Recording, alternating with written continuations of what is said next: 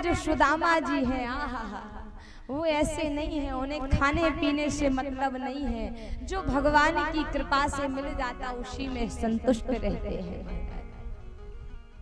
कहते हैं जो सुदामा जी हैं नित्य 5 घर में भिक्षा मांगते, और कैसे, ऐसे नहीं मांगते कि देवी भिक्षाम देही, ये भी नहीं, द्वार पर जाते हरि नाम संकीर्तन करते, राधा कृष्ण राधा कृष्ण राधा कृष्ण। अगर सुन लिया लेकर आ गई तो बढ़िया, और कहते 5 मिनट एक द्वार पर रुकते, अगर भगवान की कृपा से मिल गया तो बढ़िया, और नहीं मिला तो भी बढ़िया। होता क्या है, कभी कभी तो ऐसा होता कि सुदामा जी को एक भी घर से भिक्षा नहीं मिलती, ऐसी गरीबी स्थिति। बच्चे जल पी करके सो जाते, कहते 2-2 दिन सुदामा के घर में एकादशी होती है महाराज, 2-2 दिन, ऐसी गरीबी है। तब भी सुदामा भगवान से कहते प्रभु आपकी अतुल्य कृपा, विशेष कृपा, कि प्रभु मैं कितना बड़ा सौभाग्यशाली हूँ, लोग तो महीने में एक बार एकादशी व्रत रखते हैं, मैं कितना किस्मत वाला कि महीने में 15 दिन मेरी एकादशी होगी, कितना बड़ा किस्मत भाग्यशाली हूँ महाराज।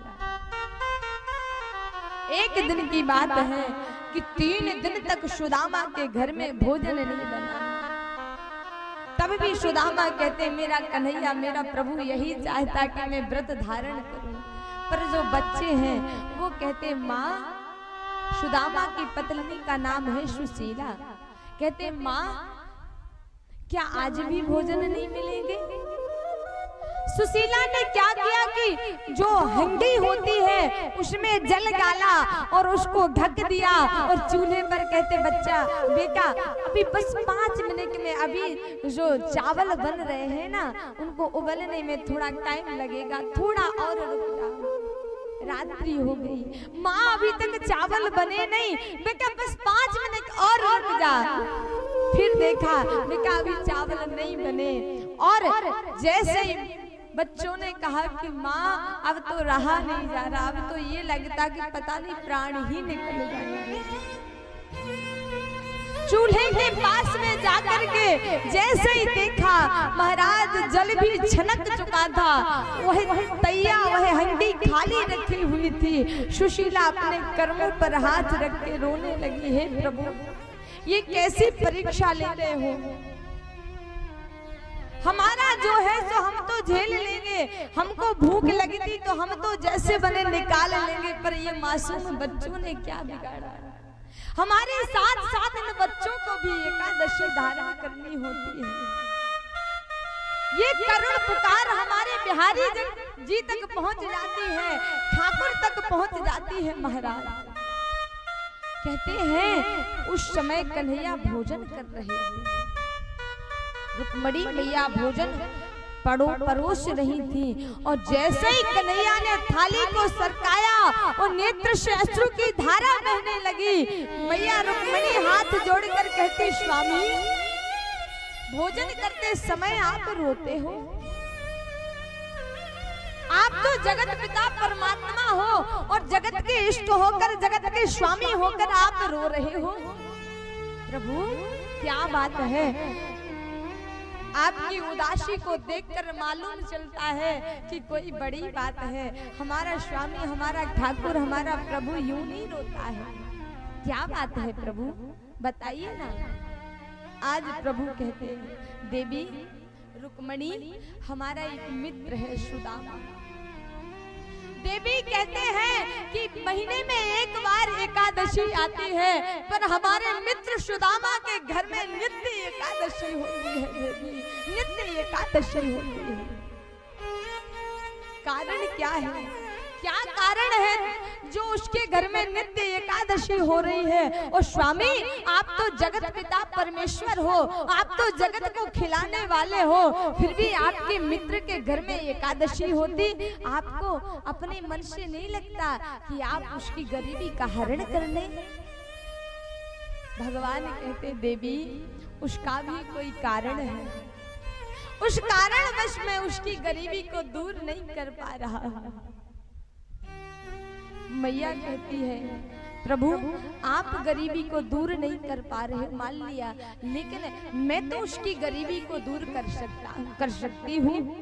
अरे मान लिया आपने कहा कि मेरे मित्र ने मित्र के हक का खाया था, इसलिए उसके जीवन में ये दुख लिखा है। लेकिन स्वामी ये बात मैं मानती हूँ, क्या उन बच्चों का क्या कसूर है इसमें? अरे उसकी पत्नी का क्या कसूर कि उसके साथ में पत्नी भी एकादशी करती और बच्चे भी एकादशी करते हैं। नारायण मेरे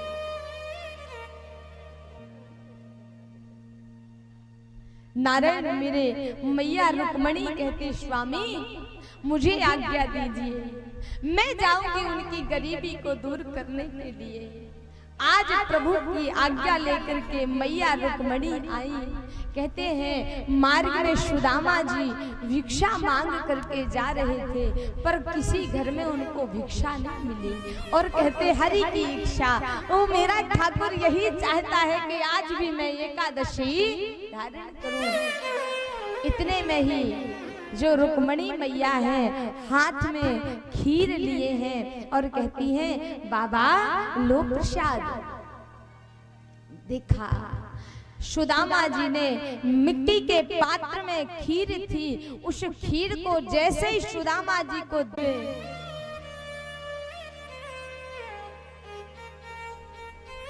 कहते हैं हरि की विशेष कृपा है, जब मैं इस खीर को लेकर के जाऊंगा बच्चे देखेंगे प्रसन्न हो जाएंगे। होता क्या है, मार्ग में जब सुदामा जी जा रहे थे कि एक ठेवा लगा, वो ठेवा लगते ही वह खीर का पात्र महाराज नीचे गिर जाता है और वह खीर बिखर जाती है और उस खीर को कुत्ते आकर के चाटने लगे। और जैसे ये दृश्य रुक्मणी मैया ने देखा अपने कर्मों को ठोकने लगी कि मैं लक्ष्मी होकर भी अरे इसकी गरीबी को दूर नहीं कर पाई। ये कैसी विडंबना है, कैसा श्राप है इसको कि इसकी गरीबी को दूर करने के लिए लक्ष्मी आई तब भी इसकी गरीबी दूर नहीं हो। आज ये रुक्मणी मैया गरीबिनी का वेश धारण करती है और गरीबिनी का वेश धारण करके सुदामा जी के द्वार पर पहुंच गई और द्वार पर जाकर कहते देवी भिक्षाम देहि। मैया सुशीला अंदर बैठी हुई थी, देखा कोई नारी है भीख मांग रही है, जैसी मैं गरीबनी वैसी ये भी गरीबनी होगी, इसे भी कोई किसी कारण बस इसको भीख मांगना पड़ रहा। अरे कोई कारण ना होता तो ये भीख मांगती, मन में विचार करती और घर में जाकर के कुछ खोजने लगी कि कुछ मुझे ऐसा मिल जाए जिससे मैं इसको दे दूं, ये भी शांत हो जाए, भला मेरे पास कुछ नहीं है पर ये भिक्षा लेकर के तृप्त हो जाए। नारायण मेरे कुछ होता घर में तब देती। पूरे घर में घूम फिर आई लेकिन घर में कुछ भी नहीं मिला सुशीला को। द्वार पर गई, मन में विचार किया क्या करूं, सो यूं झोली ली और खाली झोली पकड़ के कहा बहन झोली कर, और झोली की महाराज खाली झोली ही रुक्मणी मैया की गोद में झड़ा दिया। कहती बहन जैसी तू गरीबनी वैसी मैं गरीबनी, जैसी तू रो रही है गरीबी के कारण वैसे मैं रो रही हूँ। यूं कहा रुक्मणी मैया गरीबनी के भेष में मुस्कुराई। कहती बहन तू कहती कि जैसी मैं गरीबनी वैसी तू गरीबनी, मान लिया, लेकिन बहन तूने अपनी खाली झोली झड़ा करके अपनी गरीबी मुझे भीख में दे दी। और कहती है तूने अपनी गरीबी मुझे भीख में दे दी, आज से तेरे जीवन में अब गरीबी नहीं रहेगी। उसी समय लक्ष्मी मैया जो भिखारिन के रूप में थी कि दिव्य रूप में प्रकट हो जाती है। जैसे ही प्रकट हुई, यहाँ पर सुशीला मैया हाथ जोड़कर खड़ी हो गई। मैया, मैंने आपको पहचाना नहीं। रुक्मणी मैया मुस्कुराई और कहती, बहन एक बात बताऊं क्या? बोली, तुम्हारा और हमारा देवरानी जेठानी का नाता है। आपने द्वारकाधीश का नाम तो सुना होगा। यहाँ पर सुशीला मैया कहती, बिल्कुल हाँ सुना है। तो कहती, मैंने सुना कि यहाँ पर हमारे स्वामी के मित्र सुदामा रहते हैं, इसलिए मैं तुम्हारे घर आई। अब सुनो, मैं तुम्हारे घर हो चली। अब जब तुम्हारे पति आए ना, तो एक बार अपने पति को हमारे घर द्वारका भेजना। आज्ञा लेकर के रुक्मणी मैया तो अपने द्वारका को चली जाती हैं। यहाँ पर होता क्या, जैसे ही सुदामा जी घर आए, सुशीला बड़ी प्रसन्न है। कह रही है, स्वामी एक बात बताऊं? बोले, बिल्कुल। कहती, हमने सुना है तुम्हारे मित्र द्वारकाधीश श्री कृष्ण भगवान हैं। जैसे ही सुना, सुदामा मुस्कुरा गए। कहते, सुना तो ठीक है, लेकिन सुदामा जी कहते हैं, सुशीला, गरीबी में आटा गीला होता है। इस गरीबी में कोई किसी का नहीं होता है। अरे मित्रता तो बराबरी के लोगों से होती है। मैं गरीब हूँ, वो कहा द्वारकाधीश। मित्रता थी, पर अब पता नहीं वो हमें मित्र रूप में स्वीकार करेगा कि नहीं, पता नहीं। जब मैं उसके घर जाऊंगा तो वो मुझे पहचान पाएगा कि नहीं। सुशीला मैया कहती, स्वामी क्या इतनी कमजोर आपकी मित्रता है कि आपको देख करके वो पहचानेंगे नहीं? भगवान पहचानेंगे नहीं तुम्हें? सुदामा कहते, नहीं देवी, बात ऐसी नहीं है। तो फिर क्यों आप ऐसी बातें करते हो हारी हारी? अरे आपके बचपन के मित्र श्री कृष्ण हैं, और जब आप जाओगे तो मुझे मालूम है वो आपको हृदय से लगा लेंगे। आप इस प्रकार के भाव मत सोचिए कि वो आपको पहचानेंगे नहीं। कन्हैया कहते, अरे तुम कह रही हो कि मित्र के यहाँ जाना है, तो मुझे बड़ी खुशी हुई कि तुमने मुझे ये भाव याद दिलाया कि मेरा मित्र कृष्ण है, मुझे वहां जाना है। लेकिन देवी, आप जानती हो, मित्र के यहाँ, गुरु के यहाँ कभी खाली हाथ नहीं जाना चाहिए, कुछ ना कुछ लेकर के जाना चाहिए। और देवी, अपने घर में तो कुछ है ही नहीं, अगर जाएंगे तो क्या खाली हाथ जाएंगे? सुशीला मैया कहती, देवी स्वामी आप कैसी बातें करते हो? आप भाव तो बनाइए, आप ये तो कहिए कि हाँ जाएंगे। अगर ले जाने की बात है तो कुछ ना कुछ लेकर के हम आएंगे, वो आप लेकर के वहां पर जाओगे। आज सुदामा जी बड़े प्रसन्न हुए, कहते हैं बिल्कुल सुबह हम द्वारका के लिए प्रस्थान करेंगे।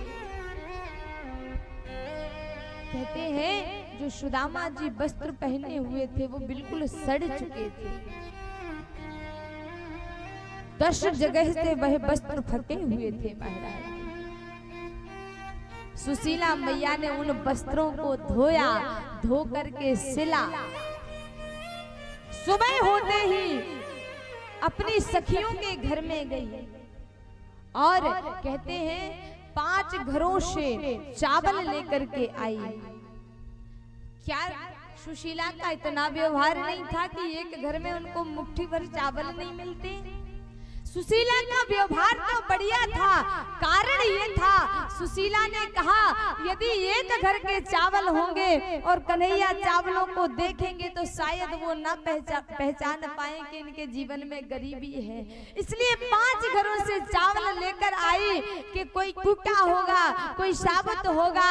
जब कृष्ण इन चावलों को देखेगा तो समझ जाएगा कि ये भिक्षा के चावल हैं। सुदामा के घर में इतनी गरीबी है कि भीख मांग मांग कर चावल को खाते हैं।